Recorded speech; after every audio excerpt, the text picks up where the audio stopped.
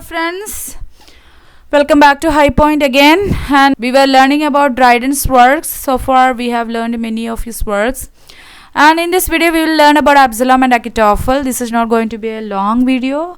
I'll just tell the summary and some details about it, because if you want to know anything further you can comment that below, or if you have further information also comment that below, and you visit my website for further more information related to the work Absalom and Achitophel, because there we have done a detailed studies of most of the topics, all of the topics that you have to learn for your NT UGC Net JRF English Language and Literature. In YouTube videos you always have a restrictions. There in the website you won't find that, so go and visit and see. If you are interested, you can join our family as a student with 15% of off going in the fee structure, and you can have the free bonuses of personalized study guideline and weekly test going on in every Saturdays. Want to know more? Then you can WhatsApp me or call me in this number, or use this Instagram ID to reach out to me. Okay, also follow me on Instagram. ID is right here, and if you have not subscribed to my YouTube channel, subscribe to it and press the bell icon while you subscribe, so that you get a notification when we upload a video in here. Okay, Dryden's Absalom and Achitophel, that's what we are going to learn today. Now let's have an introduction about the work. It is celebrated. It's a celebrated satirical poem by John Dryden. Okay, it's a celebrated satirical poem. So do remember, it has a satirical poem. Okay, John Dryden satirical poem. He has written many satires. We will see some among them as you progress in this classes. It is written in heroic couplet. This is another important point. Absalom and Achitophel is written in heroic couplet and first published in 1681. Okay. Say satire in heroic couplets published in 1681. Do remember that. The poem tells the biblical tale. So remember, it tells a biblical tale of the rebellion of Absalom against the king David. So that biblical tale, that rebellion of Absalom against King David, that is what allegorically or satirically portrayed in here. In this text it is an allegory. Again another term comes up. It's an allegory used to represent a story. So what is happening in allegories? Allegories will represent through the names of the characters, through the plot happening in the work. This will represent a story contemporary to Dryden. So even though he is allegorically representing this biblical tale, it in a way indirectly represent what? A story contemporary to Dryden concerning Charles II and exclusion crisis. Allegorically, Dryden presents this exclusion crisis of Charles II in his allegory, satirical allegory, what Absalom and Achitophel. The poem also refers to popish plot. Here we can find a reference to another historical event known as popish plot, happened in 1678. It's a mock heroic narrative. It's in the form of mock heroic narrative. On the title page, Dryden himself described it as a poem. Dryden, in the preface, in the title page itself, not in the preface, but in the title page itself, Dryden described Absalom and Achitophel as a poem.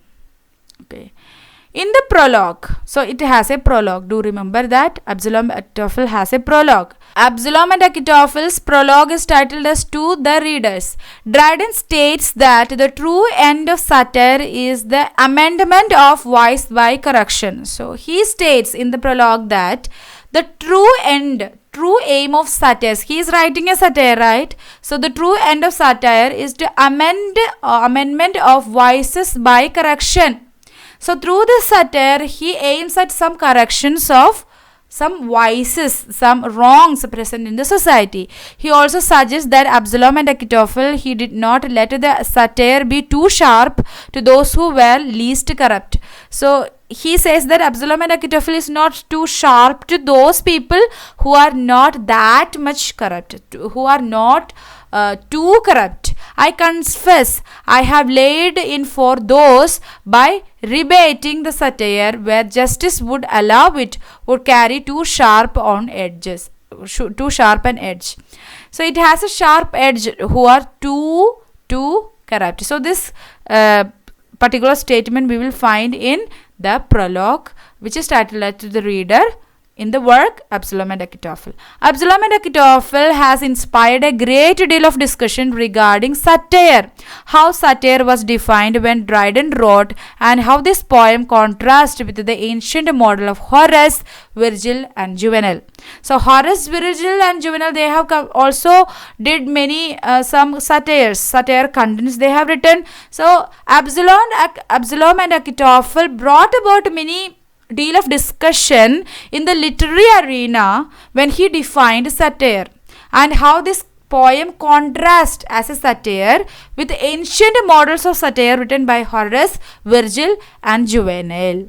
Dryden himself is considered as a father of modern essay. So he himself, nobody called him, but he himself considers the father of modern essay and one of literature's most important critic of the literary form, particularly in his essay A Discourse Concerning the Original and Progress of Satire. So in this work itself, he considered himself as the father of modern essay, and he also considered himself as an important critic of the literary form, where he writes a history of satire. So in this particular work, we can find the history of satire from its first rudiment of barbarity to its last polishing and perfection. So he says that while he wrote satire, he brought or he resurrected satire from its first rudimentary barbarity. It was so primitive. Satire writing was so primitive, it was not developed. And while he was writing, it became its last polishing and perfected form. So, okay, after that, no perfection and polishing. Everything is already polished and perfected with Dryden. That's what he is saying. Now let's see the biblical background. What story he is allegorically presenting in this work. The story of Absalom's rebellion against his father, King David. So King David was Absalom's father, and Absalom is rebelling against King David is told in the Old Testament of the Bible. So we can find the story of Absalom and King David, their rebellion, in Old Testament of the Bible, the second book of Samuel.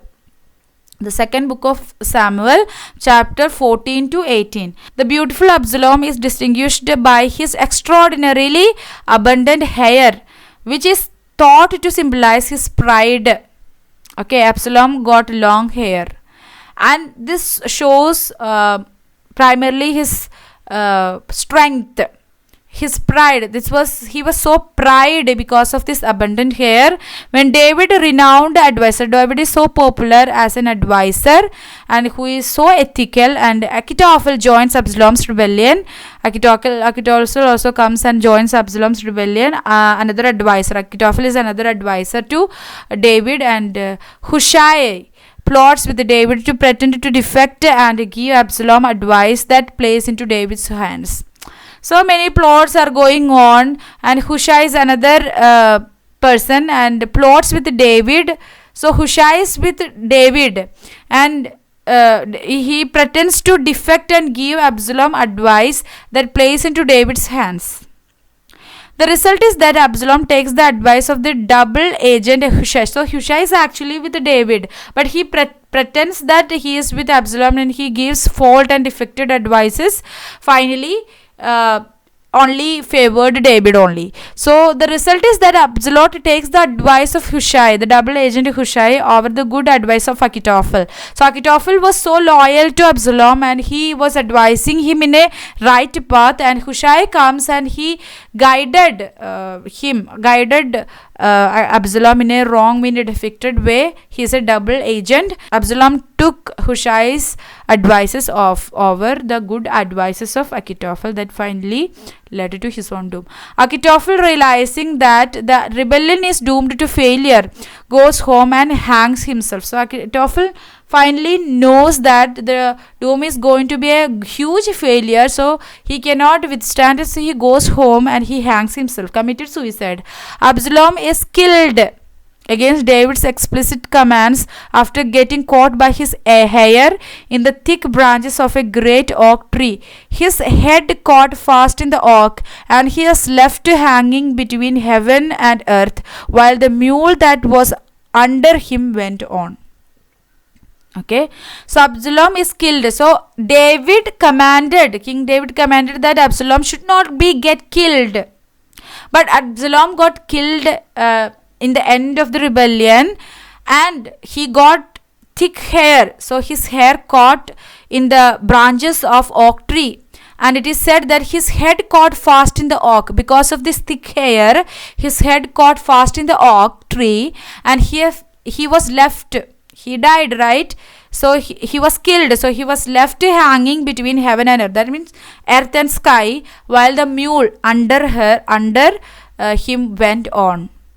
So as he was riding, his hair got fastened in the oak tree, and after that he got killed. The death of his son Absalom causes David enormous personal grief. So whatever may happen, at the end of the day, Absalom is King David's son only.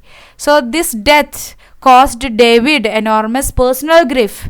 A second allegory in the poem, beginning in the line 425, is the parable of the prodigal son, which can be found in the New Testament in the Gospel of Luke, chapter 15, verses 11 to 32. So in this allegory of Absalom and Achitophel, a second allegory is also happening from the line 425. It's a long poem, okay? So it's a parable of prodigal son, which can be the prodigal son's parable is found in the New Testament. The Gospel of Luke in chapter 15, verses 11 to 32.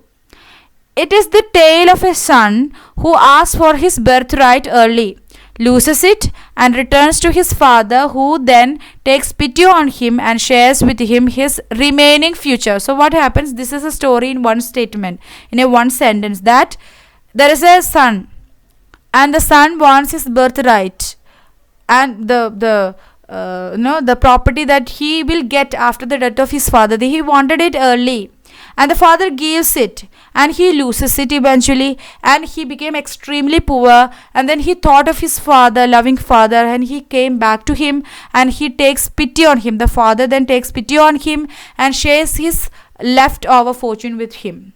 So that is the story of parable of the prodigal son. The father's forgiveness contrasts with the response of David towards Achitophel, but still the story works well for a theme that deals with the problems of ascension. So here what the prodigal son's father felt for his own son, that forgiveness contrasts with the response of David to Absalom. Okay, Dryden uses similarities and differences in the two stories to express the poem's themes. So he uses these two biblical stories in order to contrast, in order to bring about your attention as a reader to the similarities and differences to the themes.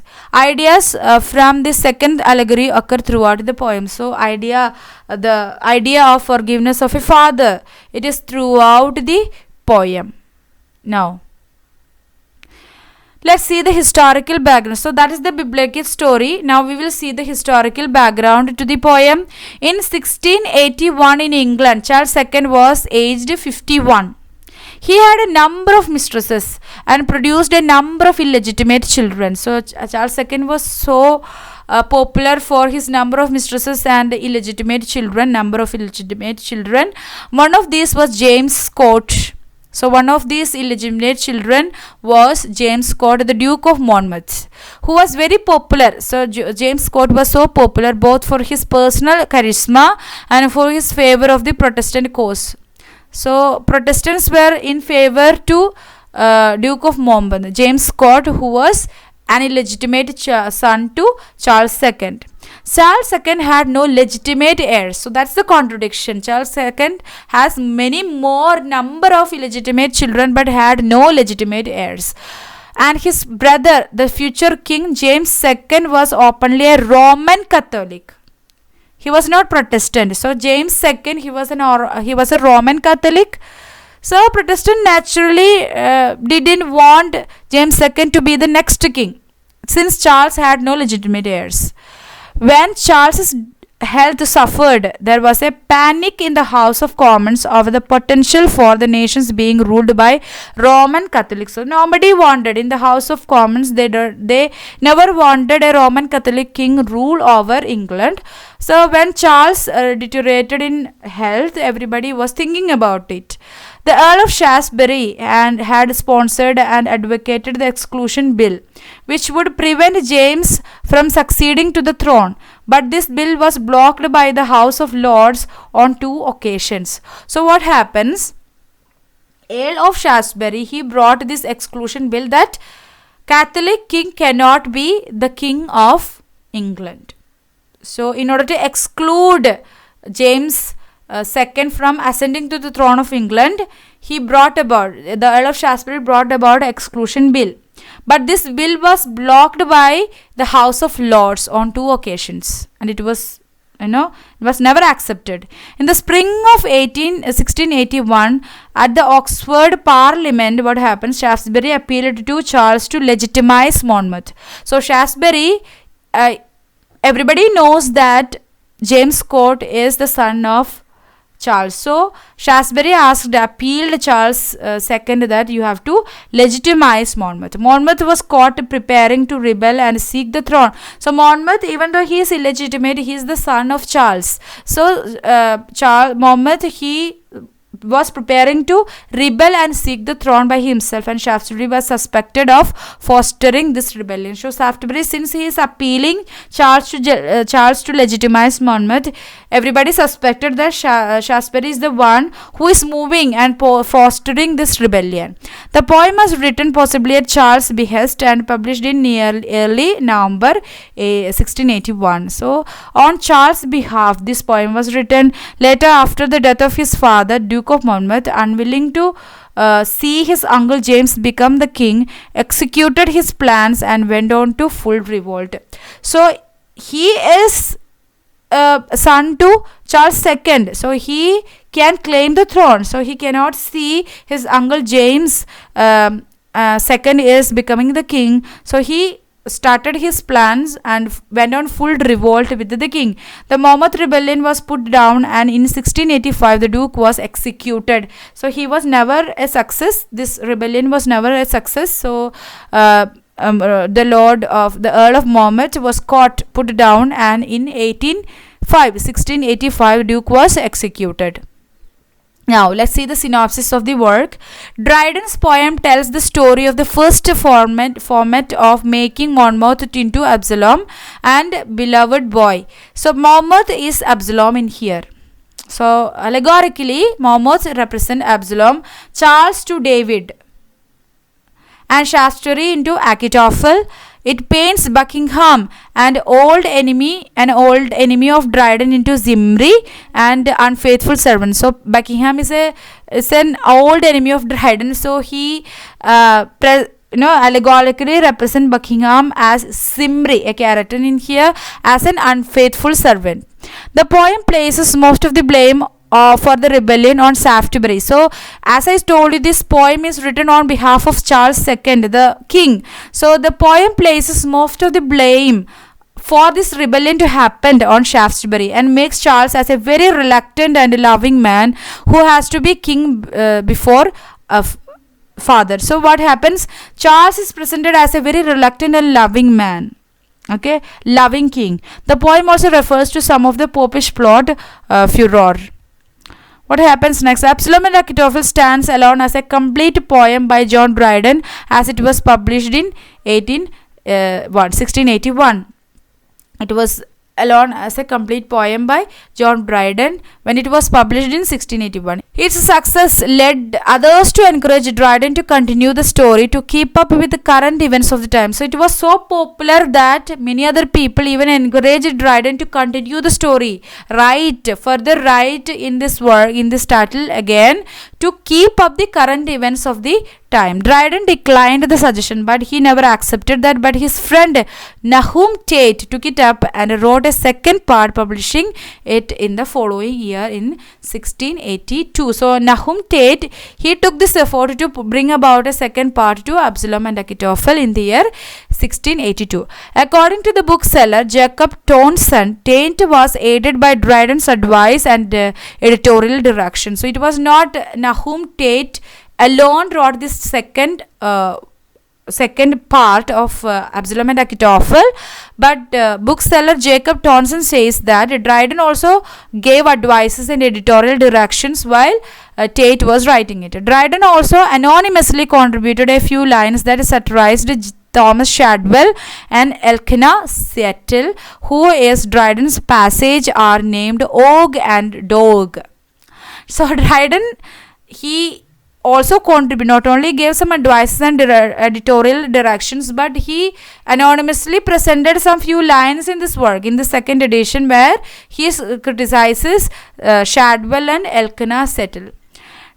Tate's second part recycled a number of Dryden's ideas and lines, but has not impressed the critic. So even though Tate brought about a second part, even used Dryden's ideas and lines again in this work, but even then that was not impressive to the critics, to the readers, though Dryden's contribution stands out from what surrounds it. Okay, even Dryden's own lines and contributions stands out in the second part, but even then it never impressed the masses. So that's all about Absalom and Achitophel. Don't need to go in deep about this plot of this or the work's general construction, but do remember the biblical plot as well as the historical background and the synopsis, and also do remember which biblical character allegorically represents the historical character. Okay, if you have any suggestions, questions, queries, do mention that in the comment section, or personally ask me in this number, or Instagram page also can be used for that. Follow me in Instagram, subscribe to my channel in here, and also press the like button if you liked this video, and don't forget to visit my website so that you get an insight, a comprehensible insight about what you have to learn for your NTA UGC NET Chair of English Language and Literature. Meet you in the next video session. Until then, stay tuned to High Point and be happy. Strive for the best. Ta-da. Bye-bye. Thank you.